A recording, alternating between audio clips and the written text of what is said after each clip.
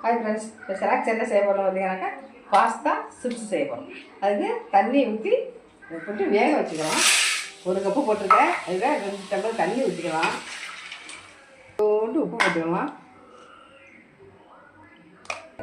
அது ஒட்டாமல் இருக்கிறதுக்காண்டி 2 ஸ்பூன் எண்ணெய் வேகட்டும்பா. எண்ணெய் ஊற்றுறது தனித்தனியாக இருக்கிறதுக்காண்டி வேகட்டும். வெந்துச்சுப்பா. இப்போ எடுத்து தண்ணியை வடிகட்டிக்கலாம்.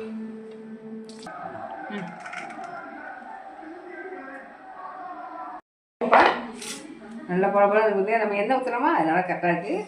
இதில் உங்களுக்கு தேவையானது 2 ஸ்பூனு சோள மாவு போட்டுங்க, 2 ஸ்பூனு அரிசி மாவு போட்டுங்க. அதுக்கு தேவையானது கொஞ்சோண்டு சாப்பிட்டு போட்டுங்க.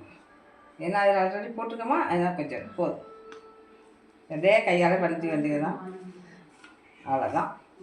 இப்போ இப்படி பட்டு வச்சுங்க. எல்லாம் நல்லா அப்ளை ஆகிட்டு வச்சிங்கன்னா இப்போ அப்படியே போட்டுக்கலாம். கொஞ்சோண்டு எண்ணெய் வச்சு போட்டால் போதும், ரொம்ப வேண்டியதில்லை. இந்த அளவுக்கு இந்த கலர் கொஞ்சம் எடுத்துருவோமா கரெக்டாக இருக்கும்.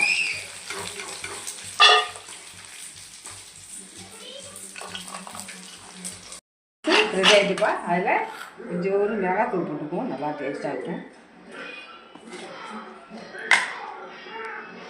கொஞ்சோண்டு இருக்குது கையில் போட்டுக்கோங்க. எல்லாத்தையும் போட்டு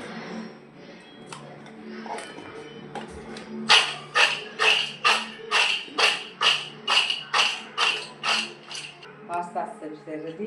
வாங்க சாப்பிட்லாம். பிள்ளைங்க நல்லா விரும்பி சாப்பிடுவாங்க. பாஸ்தா நல்லா கேக்கு எல்லாம் கேட்குறாங்களா, இதுமாதிரி செஞ்சு கொடுங்க. நல்லா முருன்னு இருக்கும். எண்ணெயெல்லாம் பிடிக்கிற பாருங்க. அப்படி போட்டு எடுத்துக்கலாம். இல்லைங்க நல்ல